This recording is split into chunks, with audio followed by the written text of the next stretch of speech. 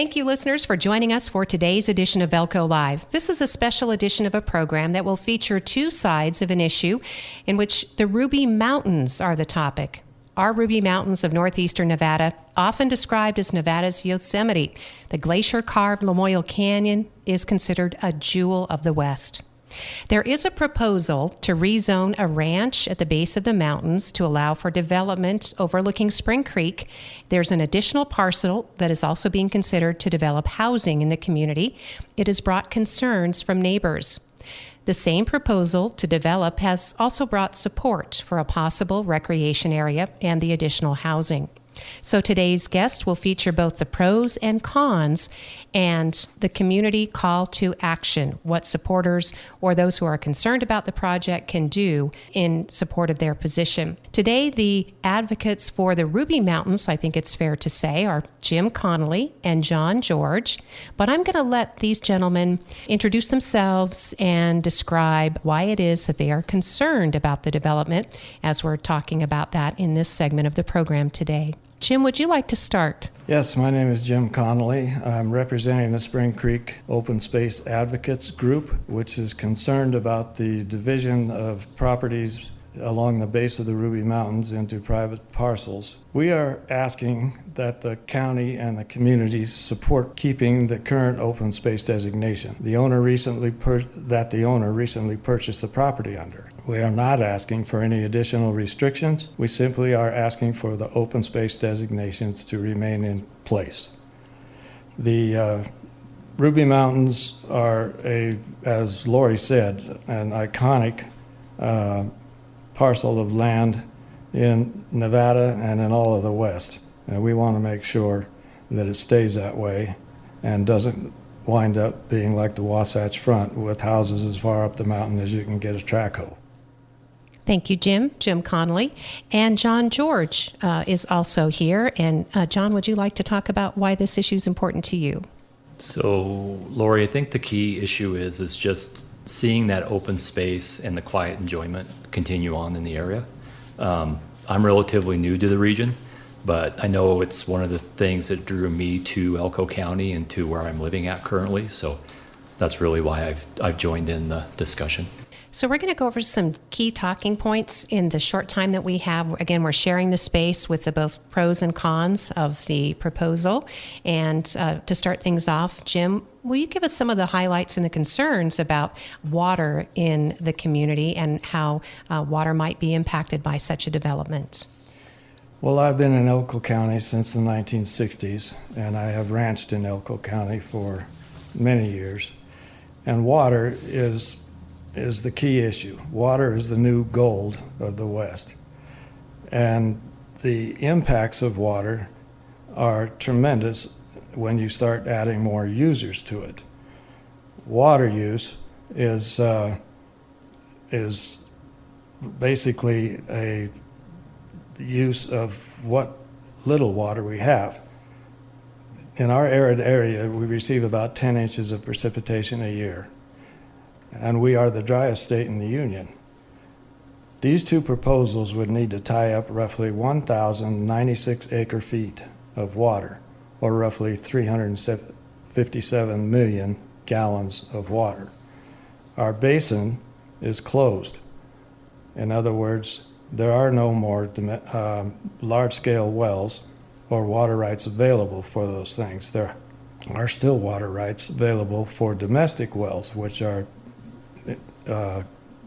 kept in tow by the amounts that the state engineer puts on the amount of withdrawal.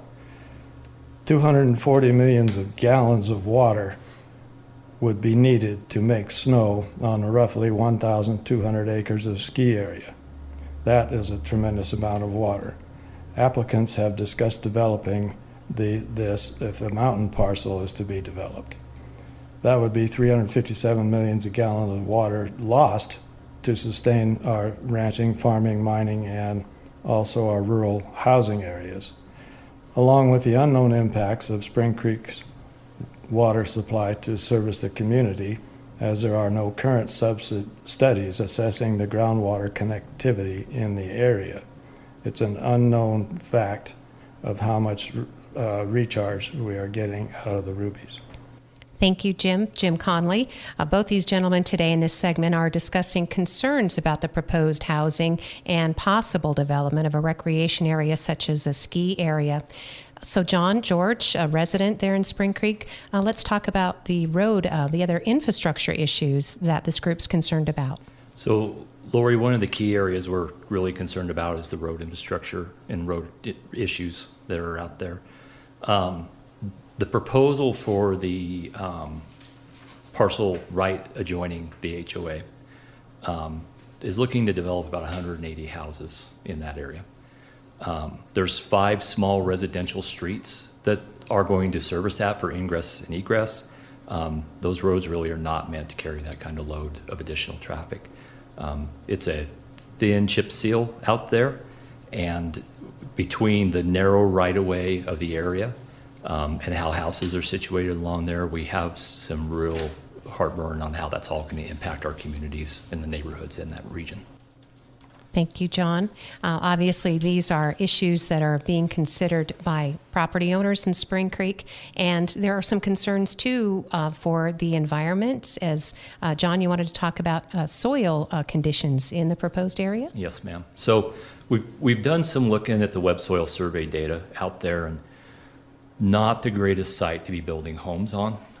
Comes up as very limited soils for dwelling development, road development for building roads and septic tanks.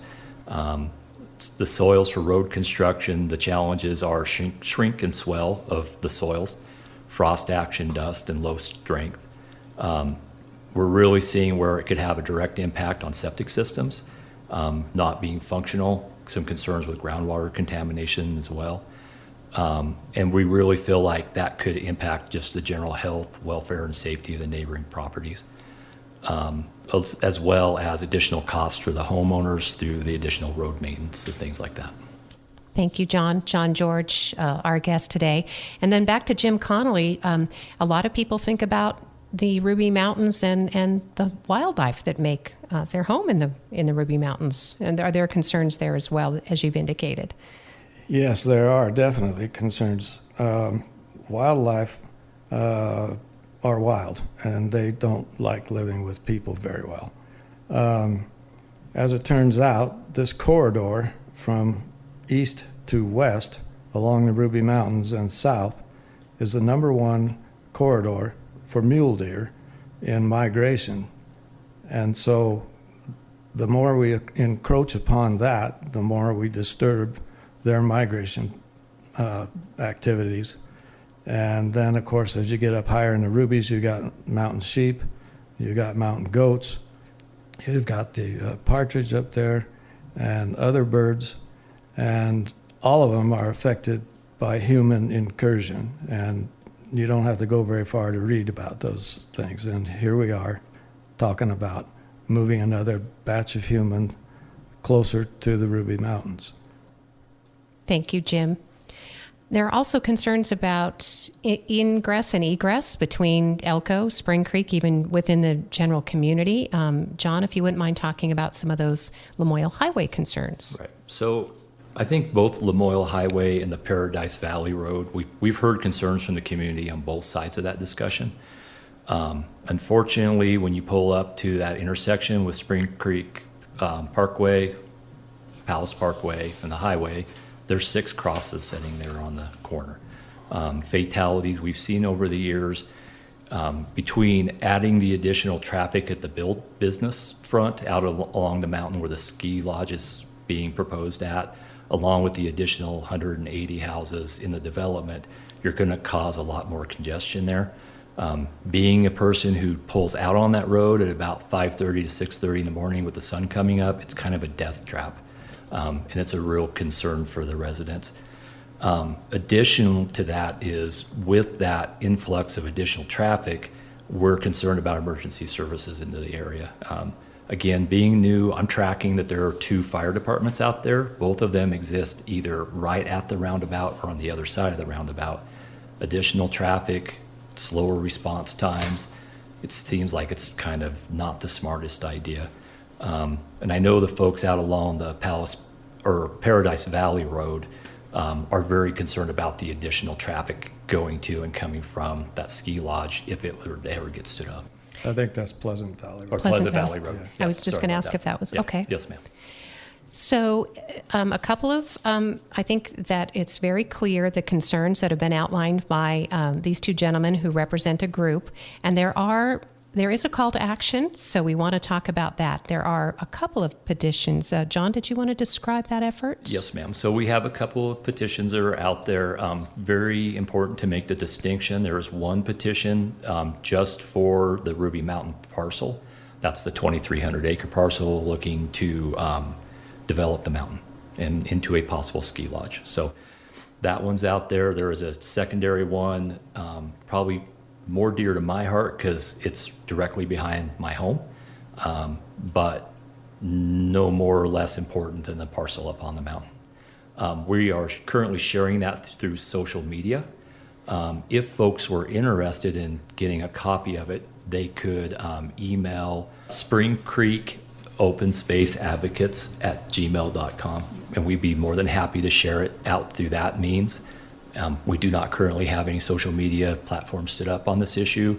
We've been sharing it around the community Facebook pages. Now, we just want to make sure that in closing, we give you a chance to reiterate. I think, Jim, you started talking about initially the concern for you is water. As I said, water is the golden commodity in the arid West. People don't realize that each home brought together is responsible for or uses 2 acre feet of water. Now somebody says, so is that 55 gallon drum worth or what? No, it isn't. 2 acre feet of water is 771,702 gallons. Now you start multiplying that with the subdivisions that are in progress, like Sun Valley Estates down on the Jigs Highway. This one, if it comes to fruition, with 180 homes in it, and you start getting into the millions and millions of gallons of water that are going to be drawn from the same aquifer that we're all drawing from now. This aquifer is a closed basin. There are no big water rights available. You can petition and you can sue the state engineer, but you're not going to get any more water. GBW, that's Great Basin Water, who manages all of Spring Creek's water, they're on a contract basis. They told me that Spring Creek has 5,100 connection points. And when they get to 5,600, it's considered built out. So you still got that margin in between there of another 600 or 500 homes that'll go into Spring Creek. The rights are already in there. The Great Basin has them, but that doesn't stop the draw because as these homes come online and get connected, they're drawing 2 acre feet a year. Water is a tremendous issue. We just don't have much of it. Jim Conley, thank you, Jim. He did also underscore an important point that we may not have mentioned within this discussion of this segment of the discussion, in that these are proposals outside the Spring Creek Association boundaries. So these are separate parcels from the Spring Creek private property owners. So we do know roads are concerning. We talked about that access with you, John, but maybe you'd like to just talk about the undeveloped nature of the Rubies and the viewshed, which a lot of people can probably understand. Yes, ma'am. Really, when you look at the Rubies, we've got a few small ranches out there. That actually gives to the character of them. But when we go out and start carving out parking lots and building large lodges, we put a gondola up to the top of the mountain, the lights that go along with it, it really disturbs the viewshed and just kind of takes away from that character of the mountain itself. And how many aspen groves And how many would aspen have to be plowed down to make ski areas? Yep, and that was a discussion we heard at one of the meetings with the developers representatives. So once those changes are made, they're made, right? They're not going back. We're not going to be taking a parking lot off. We're not going to be tearing down a new lodge. Really just that character of the mountain and hoping to protect it and keep it the way it is. We have heard some comments of, well, if we can't have this designation, we still, from the developer side, we still have the ability to put 40s out there and put houses up, and we can build houses all the way to the top of the mountain. That would be at their discretion. You would hate to see that. We would just have to see how that plays out over the time. I don't see why the county would need to take more land out of open space when we already have these subdivisions, especially in such kind of a key monumental spot in Elko County. So. John George and Jim Conley, our guests today, and they are talking about the concerns of the community, represented by Spring Creek Open Space Advocates at gmail.com. Again, the proposed change is from open space to agricultural recreational. Modern Land and Development LLC is requesting the change. This area has also been protected from oil and gas development by federal legislation, as championed by our Senator Catherine Cortez Masto. The Humboldt-Toyabe National Forest is managed for meadows, forest, waterfalls, wildlife, and recreation, with abundant solitude in the form that it currently exists, with hiking and fishing, rock climbing, extreme and helicopter skiing. So there are various uses, and this is yet one more impact to the Ruby Mountains. Thank you, gentlemen, for being our guest today. The issue or the next step in the zoning will be decided, I believe, at an October meeting. We're projecting that's going to be October the 17th. So we've had the initial hearing to bring the proposal forward. There were several people who commented back in August. Final kind of hearing from the public is going to be that October meeting. Very important that folks show up to that meeting. The staff reports help inform the Planning Commission as to the actions. And they're very clear in that report that if they don't hear input from the public, probably the assumption is going to be if everything's okay. Having people to come voice their concerns would be greatly appreciated. You're listening to Elko Live today as we're continuing our conversation in studio. And our guests today have been talking about a proposed project that is in the vicinity of our beloved Ruby Mountains. And anytime we talk about any proposed development or any kind of encroachment, people, rightfully so, are concerned about what kind of development might occur. And so following up in our conversation today that we had with the advocates for the Rubies concerned about the proposal, we have Mitchell Shanks, who's joining us. He's a managing member of Modern Land and Development LLC, which is a local company. Shanks Enterprises are civil engineers, and they have, in fact, Mitchell, we should just let you talk about yourself because you've grown up here. You don't want to see any harm to the Rubies. No, not at all. I am a fourth generation Elko and seventh generation Nevadan.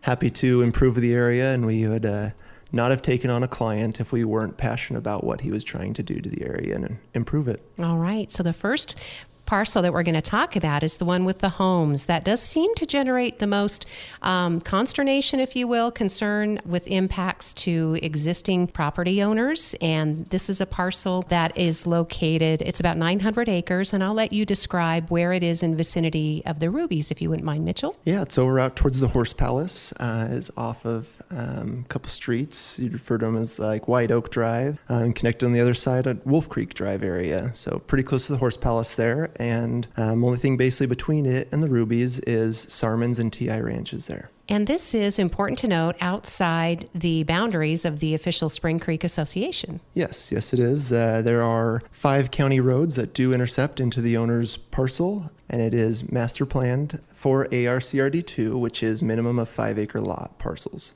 So it sounds as though it even has less density, if you will, than the existing surrounding Spring Creek? Certainly, yeah, which is 1-acre lots, and this would be at the smallest 5-acre lots. Okay. So it's 5 acres or bigger. All right. So that is the 900 acres being planned or being looked at. About 160 homes is what you're looking at right now? Probably on the high end. Yeah, you could do 180, but that'd be without roads or anything else. And they want to do public rec areas inside of it, such as walking paths, ponds, picnic, maybe basketball courts kind of stuff. And so it'd certainly be less lots. I would guess 160 or less for sure. So some of the concerns that we heard, Mitchell, about development in the area, obviously we can talk about the septics or the soil conditions and the water. Maybe talk about those two. I know we want to talk a lot about the proposed ski area. That's why a lot of people will be listening to the program too, but that'll be in our second conversation. We're talking about the homes right now. So let's talk about accommodating homes with the necessary water and septic. If Peter does not have the water rights, he can always acquire them. There are water rights for sale in the Dixie Basin all the time. If he wants to, he can acquire those without any water rights. He can bring it down to 40-acre parcels and divide it smaller than that with this zoning if he acquires or has water rights. Oh, we should mention that while Modern Land and Development LLC, they're representing the project, Peter Christodoulou is the owner of the property, and you said he is conservation-minded as well, and he has made trips to the area and is excited about the prospects? Yes, very much so. I did give him a more in-depth tour this weekend when he last minute decided to drive here from San Francisco and actually camped in a tent on his property. That must have been a treat. The weather's been nice, so they're at the base of the Ruby, so he is from the Bay Area. So let's talk about the septic now, since you mentioned the water, that the water rights could be acquired. If not, there is enough water to do 40-acre parcels.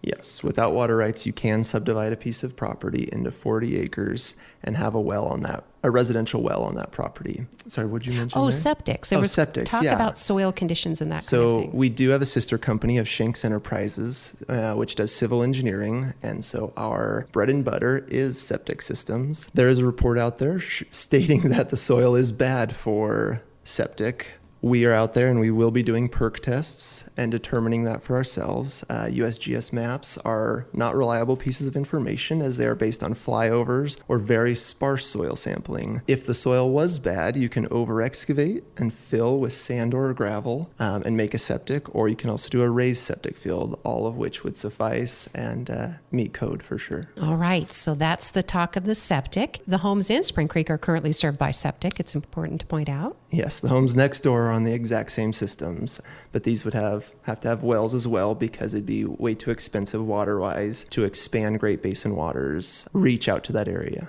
This is also outside the separate system, which is Great Basin Water Authority. Again, everything we're talking about is outside Spring Creek Association. Will certainly be discussions about how built out that property is and how much water Great Basin Water Authority has, but these are separate systems. Yes, for sure. And speaking of Spring Creek Association and being outside of it, there is a complaint out there as well and the worry about roads, which is very much makes sense. The owner, Peter, has very much agreed that he would pay, or the owners would pay their proportionate share to maintain those roads. They might have their own homeowners association or pay into that. Very likely. Okay. And it accounts to about $60 or so monthly. I mean, I think the entire association fees are about $81. Yep. Okay. Yep. And I believe water goes towards 60 or 61, not water, roads goes towards about that proportion of that. So there is discussion. And of course, Elko County will probably take up a bigger role in some road construction and improvement, as history shows, because Spring Creek is such a popular area. Growth is continuing. When I first moved here, and I'm sure you already observed this growing up here, Mitchell, there was nobody anticipated the kind of growth that we have seen in Spring Creek, correct? No, for sure. Yeah, it was meant to be a retirement community, and it's filled up, I would say, more so with mining employees. A lot of commercial development there as well. We're talking about, again, the proposal. This was the discussion about the homes, as many as 160 homes on 5-acre lots. Although without acquiring additional water rights, there could be homes on 40-acre parcels as this is. So that is likely to be developed. Anything else on that before we talk about, again, the really sort of exciting and impactful project, of which there are a lot of pros and a lot of cons. Some people are super excited about this, Mitchell, and other people super concerned. So understandably. Only other point I would make on the lower area is that he wants to improve it and make it a desirable area. He's talked very much about ponds, walking paths, and stuff like I mentioned before. And it's important to note that everything we're discussing has to do with private property. This is outside the homeowners association. And you did say something compelling. It is contained within the county master plan? Yes, that lower one is meant to be 5-acre lots according to the master plan, which Elko very much likes their master planning. So with that, we will move on. We were just talking about the lower level lot, I guess you could call it. They're off of the Wolf Creek Drive area, as you mentioned, and it's about 900 acres, and that will be before the County Planning Commission during the October meeting to get the requested rezone. That's what you're asking for, correct? Did you want to mention the rezone in particular? Yeah, we're changing it or attempting to change it from open space to ARCRD2, which is the 5-acre minimum lots. And And we did forget to mention as well, we do have a traffic study in place that we are working on to prove the point of complaints about traffic and if it can handle that. Talking with Mitchell Shanks. He's a managing member with Modern Land and Development LLC, and also with Shanks Enterprises. They are civil engineers, and they are working on this private property proposed development. Now, the big one that we want to make sure we devote some time to here, this one has to do with the upper level, or the 286 acres of private property that would be along that face of the Ruby Mountains overlooking Spring Creek. So we should start with that one and explain how close is it to Spring Creek? As far as those homes on the other project from Wolf Creek Drive, it is about roughly 3 miles or a little over as a crow flies. And the proposal is a ski area, a public ski area? Proposal as the highest and biggest use with the zone change of open space to agricultural recreational would be a ski area, and that is the owner Peter's biggest hopes he could make it. He very much likes skiing. He may be in California now, but he is from the Northeast and grew up skiing. And this would be the area, if it were developed in this way, this would be the most accessible to the community and the public at large. Certainly, yeah. Very quick access off the highway. Makes it much easier than even the Snow Bowl for sure. The alternative is this privately held property could be developed into private, very custom, very beautiful, but for a lot of us, unattainable homes, right? It could be, just like the lower lot. You could go and zone it without doing a rezone change. You could get the permit to do 40-acre lots all the way up it. And I personally also would very much like to have a public recreation area potentially instead of that. But you could also make it into a private ski area. And that's something to consider, because you would see it from Spring Creek, but you wouldn't be able to participate in it necessarily. So the proposal is for a public recreation area. So a lot of questions, concern brought up again about access, about water, water used in snowmaking perhaps. What kind of an elevation ski area are we talking about, Mitchell? His parcel reaches into the low to mid 9,000s and starts around 6,000. So it'd be a big elevation. The Snow Bowl, as a comparison, is probably 800 feet of vertical from like 61 to 69. So it'd be a very vertical resort or area, and would be very much fun to ski. So you said in talking with Peter, he's also interested in how this would impact the environment. So he is looking at where he would situate parking. This weekend when he was here in town and camping on his lot, we talked about he would not like to see a big parking area, as that mountain is vertical and you can see it from Spring Creek the whole way. He'd do something more towards the bottom as his hopes, and then have a lift or shuttle service to bring you up higher onto it, where the snow would last longer. Now, how does this project compare to something like Park City or Aspen? I mean, our Rubies are beloved, but how would we compare this project to those very well-known Western ski resorts? This would not accommodate something like Jackson Hole or Park City or anything like that. The parcel very much tapers and gets smaller as you get towards the road, and those are entire valleys and towns that are dedicated to that ski resort. This would just be the side of the mountain is all. He's talked about a maximum of like 5 ski lifts. This weekend we're debating on like where would be the best spot, and he'd have to ski it for himself this winter for fun and see where it'd accommodate the best. But yeah, not very many lifts. Down below, having a lodge in comparison to Ruby 360 Lodge that could, accommodate a few people, but nothing crazy. And up top, he's talked about even a yurt going in where you could have things such as drinks and food items, and 40 by 40 kind of porch with some fire pits and glass railings. So you could sit up there and enjoy the view.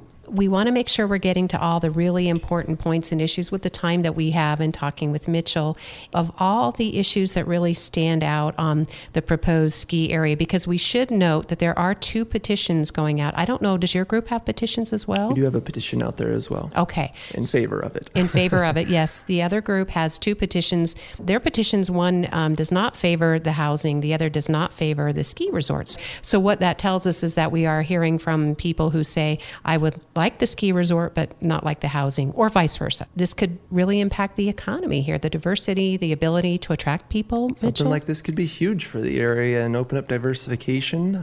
We are very reliant on mining here, and I think a ski area could certainly help companies such as the mines or the hospital or schools lure people in and accommodate their recreational needs and want them to live here. People do have concerns, such as Water rights are a big one that I've named off, and he does have lots of water rights.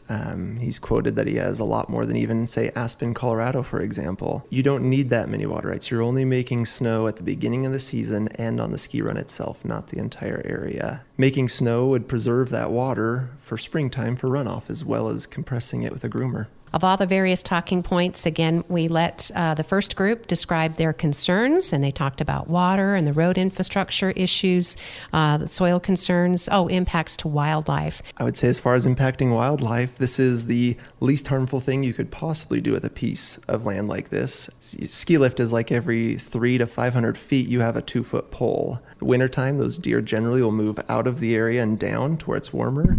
In the summertime, I don't think a few hikers and mountain bikers are going to run wildlife off too bad. Most of these issues are yet to be debated in further detail, right? There, as you said, traffic studies are being done. Water rights are already, there's already discussion about that. Anything else, Mitchell, that we didn't mention today? There's a lot to consider, but we wanted to make sure people have the information they need. Yes, definitely. So this is just to inform the public. To me and family and friends, this is a very exciting project, and I think it could greatly enhance the area and recreation here. And if they want more information, for example, where to sign your petition, where should they go? You can email us at rezone@nvmld.com. All right. And then this will be on the Elko County Planning Commission agenda in time for the October meeting. Thank you, Mitchell. Mitchell Shanks, our guest today, talking again about the pros of the development. Modern Land Development LLC, Shanks Enterprises, our civil engineers, and they are representing Peter Christodoulio in his 2 different proposed projects. That one includes possible public recreation of ski area there in the Ruby Mountains. Thank you, listeners, for joining us for Elko Live today.